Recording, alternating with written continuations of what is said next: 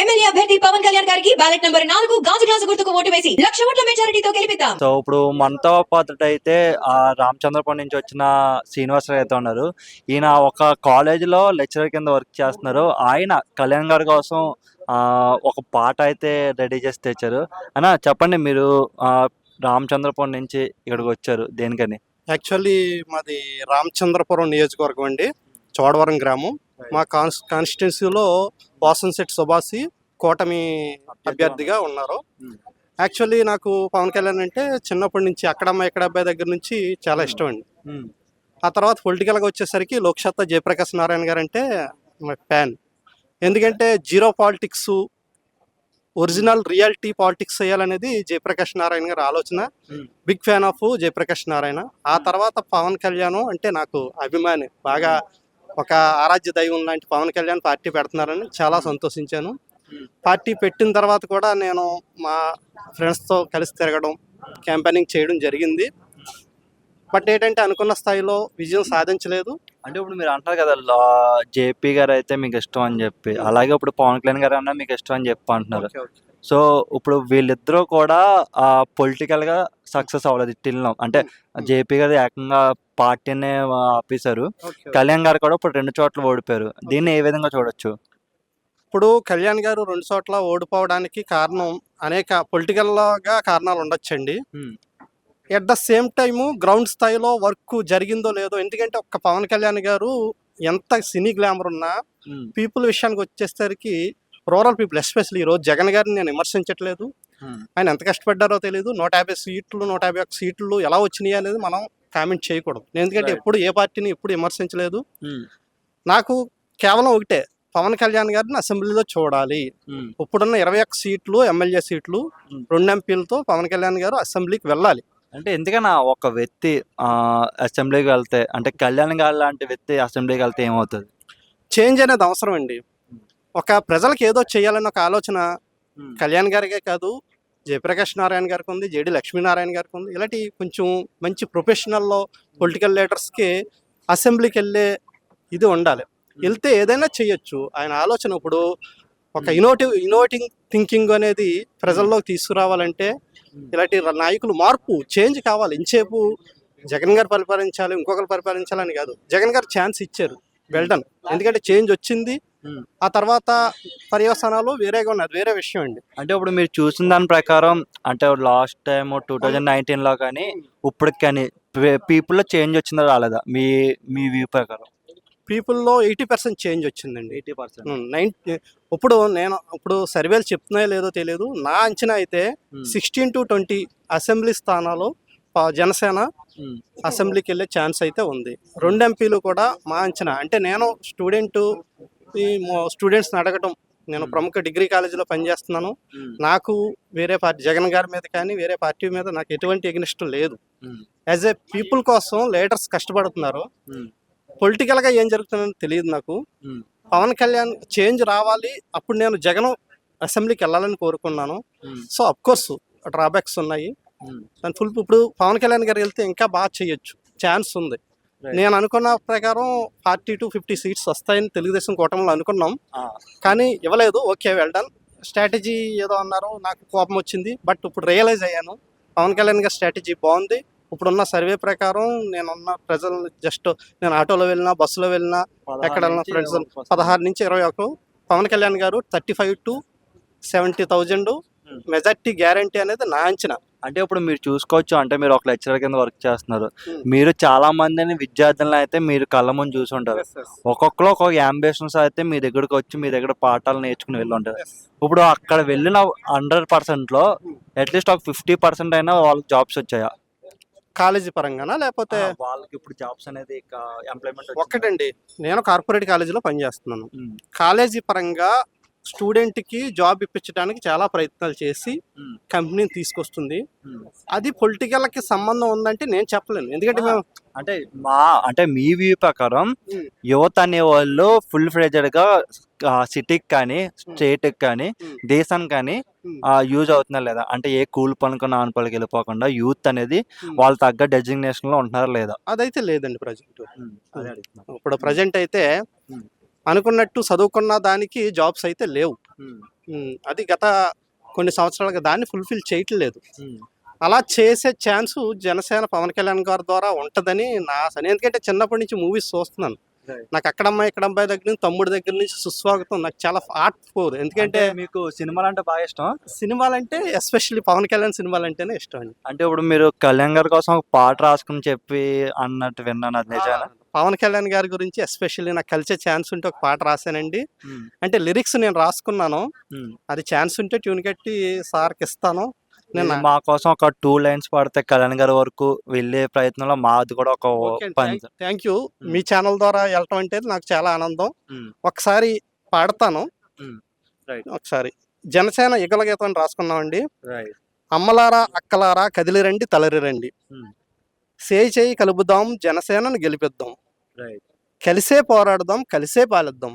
అంటే పవన్ కళ్యాణ్ గారితో కలిసి ఫైటింగ్ చేస్తాం. ఆయన ఫైట్ చేస్తున్నారు, మనం కూడా చేస్తాం. పాలన కూడా పంచుకునే పని చేస్తాం. ఈ చివరి గ్రామానికి వెళ్ళి నేను వాలంటీరింగ్గా ఇక్కడే పవన్ కళ్యాణ్ గారు గెలిస్తే ఛాన్స్ ఇస్తే ప్రతి గ్రామానికి వీక్లీ నేను సమస్యలు తెలుసుకుని కళ్యాణ్ గారికి ఒక వాలంటీర్గా ఉండాలని నాకు కోరిక. ఓకేనండి. అదే కలిసే పోరాడదాం కలిసే పాలిద్దాం. అన్నలారా తమ్ములారా కదిలిరండి తలరండి, జనసేనకు ఓటేద్దాం అభివృద్ధిని చూపిద్దాం. ఒకసారి ఓటేస్తే మన ఆటోమేటిక్గా డెవలప్మెంట్ అనేది మన ద్వారా చూపించవచ్చు. తలొక మాట చెబుదాం అందరి చేత ఓటేద్దాం, ఇది చెయ్యండి ఇలా చేస్తే ఓటేస్తే బాగుంటుందని చెప్తాం.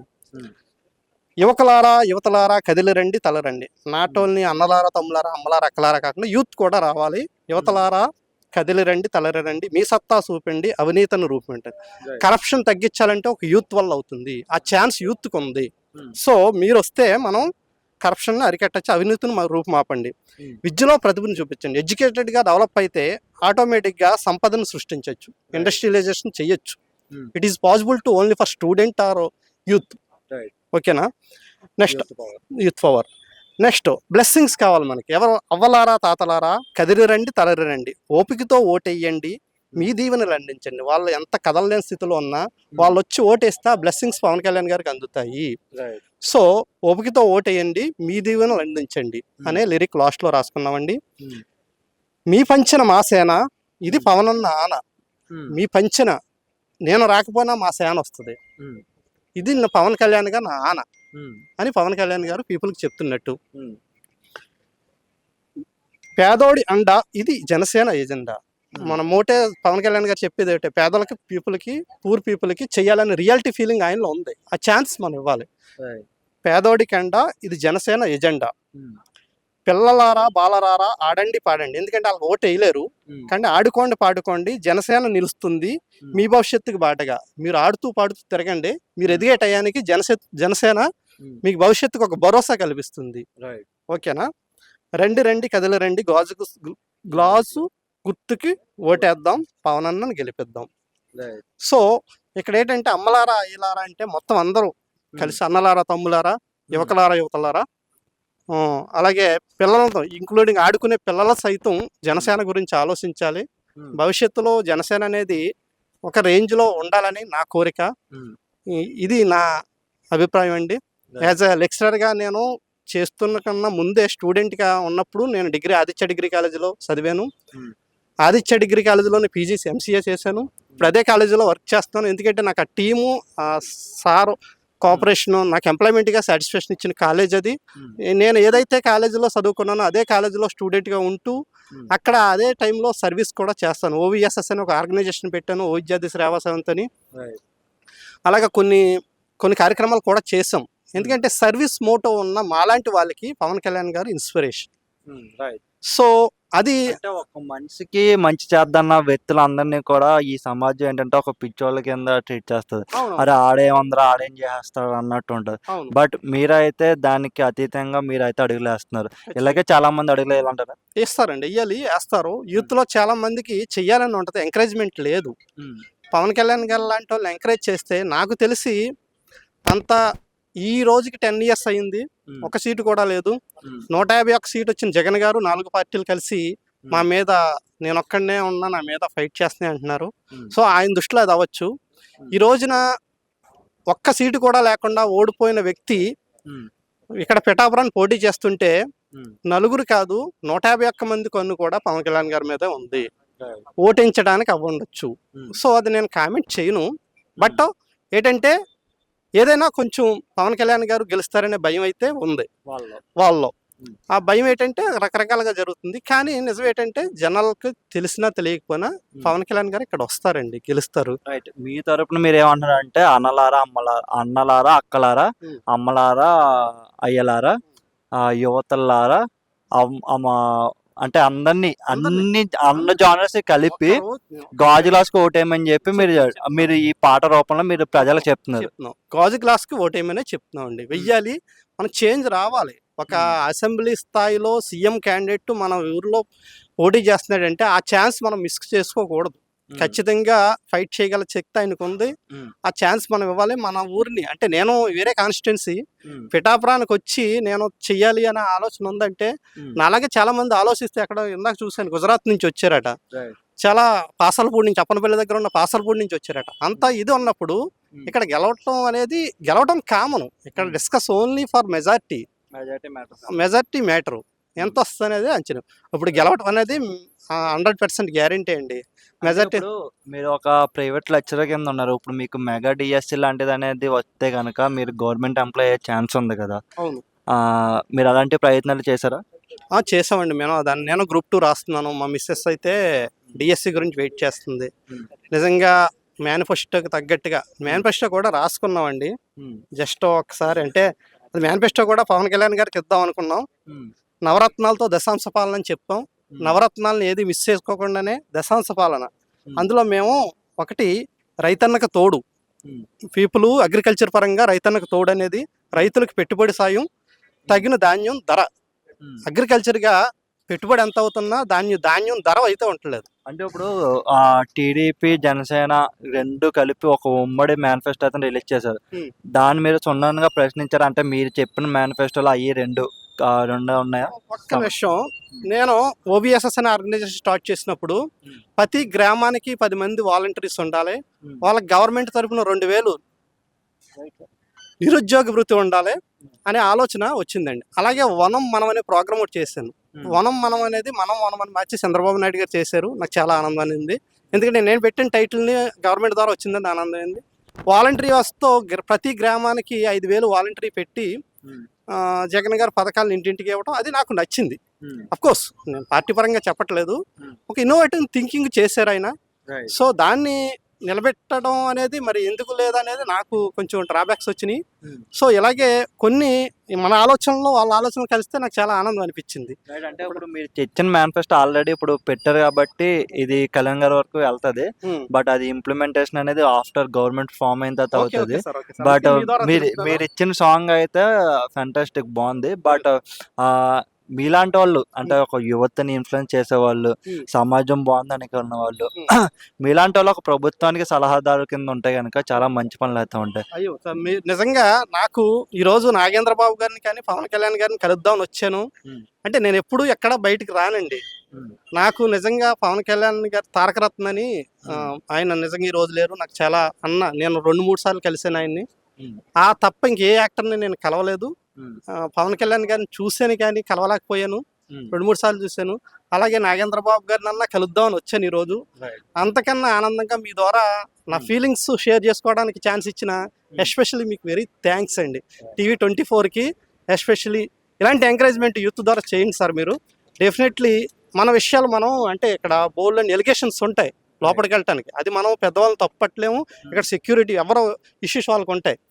కానీ ఒకే ఒక మీడియా ఒకటి ఏదన్నా చేయగల పాసిబిలిటీ ఉందండి. అందుకే మీడియా కొన్నిసార్లు నేను అప్పుడప్పుడు నేను ఫీల్ అవునా కానీ కొన్నిసార్లు చాలా మెచ్చుకుంటాను. నేను TV24 యూట్యూబ్లో చూస్తాను. మంచి మోటోతో ఇస్తారు. వెరీ గుడ్ అండి. ఒకసారి ఒక ఛాన్స్ ఇస్తే జస్ట్ మేనిఫెస్టో చదివేస్తాను. రైతన్న తోడండి, రైతులకు పెట్టుబడి సాయం, ధాన్యం ధర ఇవ్వాలి. అలాగే విద్యా టెక్ సర్కార్ అంటే జగన్ గారు నాడు నేడు పథకంతో అందరికీ ఇంగ్లీష్ మీడియం విద్య అందించాలని పెట్టారు. కానీ నా మోటో ఏంటంటే ఇంగ్లీష్ మీడియం అక్కర్లేదు, తెలుగులోనే చెప్తూ ఇంగ్లీష్ని ప్రత్యేక 1వ తరగతి నుంచి ఆంగ్ల భాషని ప్రత్యేక ట్రైనింగ్ ఇస్తూ టెక్ సర్కార్ అంటే కంప్యూటర్ నాలెడ్జ్ కూడా ఇంక్లూడ్ చేస్తూ టెక్ సర్కార్ అనే విద్యా టెక్ సర్కార్ అంటే టెక్ సర్కార్ అంటే మన గవర్నమెంట్ అని అర్థం. అలాగే అడగవద్దు పనికి ప్రతి బస్ స్టాండ్లో కానీ సినిమా హాల్లో కానీ బెగ్గింగ్, వాడు ఎందుకు అడుక్కుంటున్నాడో తెలియదు. ఆ స్థితి మన దేశంలో ఉండకూడదు. బెగ్గింగ్ అనేవాడు కనిపించకూడదు. వాళ్ళకి ప్రత్యేక పని కల్పించడం, అంతే. అడగొద్దు పని. ఆడికి ఓపిక ఉన్నా సరే దానికి అలవాటు పడిపోతున్నాడు. దాన్ని కంట్రోల్ చేయాలి. బెగ్గింగ్ నిర్మూలన అనేది కంప్లీట్గా నేను సినిమా హాల్లో కానీ, థియేటర్ దగ్గర కానీ, బస్ స్టాప్ దగ్గర కానీ ఎక్కడా సరే అది చూడకూడదని నా కోరిక. ఓకేనా? నిత్యావసర వస్తు చేయూత, రేషన్ షాపు ధరకి రేషన్ షాపులో ఇచ్చే వస్తువులు అంటే ఒక నెలకు సరిపడగా వస్తువులు తక్కువ రేటుతో ఇస్తే అది మనకి ధరల పెరుగుదల అంత నియంత్రణ మన చేతుల్లోనే ఉంటుంది. రేషన్ ద్వారా తక్కువ ధరకు అన్నిని పప్పుతో సహా నెలకు సరిపడా సామాన్లు ఇవ్వాలని నా కోరిక. దీనికే నిత్యావసర చేయూత అని పెట్టామండి. సుమార్గం సస్యశ్యామలు, పక్కా రోడ్ల నిర్మాణం. మార్గం చాలా బాగుండాలి, చుట్టూ చెట్టులు ఉండాలి. సస్యశ్యామలు సరే ఎన్నో లేవు, 4 ఉన్నాయి. సస్యశ్యామలు, దీనికి సుమార్గు సస్యశ్యామలు అని పెట్టామండి. చక్కటి రోడ్ల నిర్మాణం, రోడ్డుకి ఇరువైపులా మొక్కలు, ప్రకృతి పరిరక్షణ చర్యలు. గృహ నిర్మాణం, అర్హులైన ప్రతి ఒక్కరికి, అందరికీ ఇల్లు రావట్లేదు ఏ ప్రభుత్వం వచ్చినా. ఇప్పటికీ కూడా ఆ ఇల్లు లేనోడు అలాగే ఉండిపోతున్నారు. సుమారు 1 కోటి మంది ఈ రోజుకి కూడా కనీసం వసతి లేకుండా అద్దెంట్లో రోజువారీ కూలితో బతుకుతున్నారు. అది ముందు ఫుల్ఫిల్ చేయాలి. వీధి బాలల బడి, వీధి బాలల స్ట్రీట్ చిల్డ్రన్, అది మామూలు కామనే, దానికి అలా పెట్టామనుకోండి. ఆనంద భవనం, వృద్ధులకి ఒకవేళ పేరెంట్స్ చూడకుండా వాళ్ళకి ఆనంద భవనం, మీరు లేకపోయినా మేము ఉన్నామని ఆనంద భవనం పేరుతో వృద్ధాశ్రమం లాంటితో ఆనంద భవనం అని పేరు పెట్టి అది పెట్టాలి. అలాగే ఆరోగ్య పవనం అని ఎందుకు పెట్టానంటే పవన్ కళ్యాణ్ ద్వారా ఆరోగ్య పవనం, ఆ గాలి ఊపిరి వస్తేనే మనకి పవన్ కళ్యాణ్ ప్రాణం పోసేంత ఏంటి వైద్య సిస్టమ్, వైద్య వ్యవస్థ అనేది మార్పు తీసుకురావాలని, ఎవరికి ఏ ఇబ్బంది వచ్చినా సరే ఆరోగ్య భవనం అనేది ఉంది, మనకు ఊపిరి పోస్తేనే ఫీలింగ్ రావాలని ఆరోగ్య భవనాన్ని పెట్టానండి. నెక్స్ట్ స్వాగత్ పరిశ్రమ సర్కార్ కొలువు, పరిశ్రమలకి మనం ఇండస్ట్రీస్ని ఆహ్వానిద్దాం. పెట్టుబడి అలాగే సర్కార్ కొలువు, సర్కార్ ద్వారా మనం కొలువులు యూత్కి ఇద్దామని ఈ 10 పాయింట్లు, ఈ నవరత్నాలతో దశాంశాలు, ఏదైతే నవరత్నాలు ఉన్నాయో వాటిని మార్చకుండా దానికి దశాంశాలు తోడైతే పరిపాలన 9-10 చేద్దామండి. ఇప్పుడు మీరు చెప్పిన దాంట్లో అయితే కనుక 10 హామీలు తర్వాత మీరు మేనిఫెస్టో రిలీజ్ చేశారు. దీంట్లో చాలా అయితే ఇప్పుడు జనసేన, తెలుగుదేశం దాంట్లో ఇంక్లూడ్ అయ్యి ఉన్నాయి. మీరు చాలా అన్ని మీరు చెప్పిన దాంట్లో 90 అయితే దాంట్లో ఇంక్లూడ్ ఉన్నాయి. మ్యాక్స్ మీ ఏము అంటే మీ ఆలోచన విధానం, మీ తెచ్చిన మేనిఫెస్టో మీరు ఇంకో కొద్ది రోజుల్లో మీరు చూడబోతున్నారు. వెరీ గుడ్ అండి. నాకు అలా చూడగలిగితే చాలా ఆనందం అండి. ఓకే, వాలంటీర్ వ్యవస్థను చూశాను, చాలా ఆనందపడ్డాను. మనం పెట్టిన మనం చంద్రబాబు నాయుడు గారు పెట్టారు, పవన్ కళ్యాణ్ గారు అంటే ఈరోజు నేను అసెంబ్లీకి వెళ్ళాలి, ఆయన అసెంబ్లీలో చూడాలి. మెయిన్ నా కోరిక అదండి. 21 ఎమ్మెల్యేతో చూడాలి. ఉమ్మడి మేనిఫెస్టోలో అమలైతే నాకు అంతకన్నా ఆనందం లేదు. అలాగే ప్రభుత్వ పాలన బాగుండాలి. కంపల్సరీగా పవన్ కళ్యాణ్ గారు ఎలయన్స్లో ఉన్నారు కాబట్టి ఉమ్మడి గెలవాలని నేను మనస్ఫూర్తిగా కోరుకుంటున్నానండి. Thank you sir. అది చూస్తున్నారు కదా, ఒక 10 మందిని స్టూడెంట్ని రెడీ చేసి, ఒక లెక్చరర్ ఒక దేశాన్ని ఎలా చేస్తే బాగుంటుంది అనే ఉద్దేశంతో ఆయన ఒక మేనిఫెస్టో రెడీ చేసి దాన్ని ప్రజల్లోకి అంటే పవన్ కళ్యాణ్ గారికి చేరవేసే విధంగా ఆయన ప్రయత్నం చేస్తున్నారు. హోప్ ఆ ప్రయత్నం అనేది మన TV 24 ద్వారా వెళ్తుందని చెప్పి కోరుకుంటున్నాం. Thank you.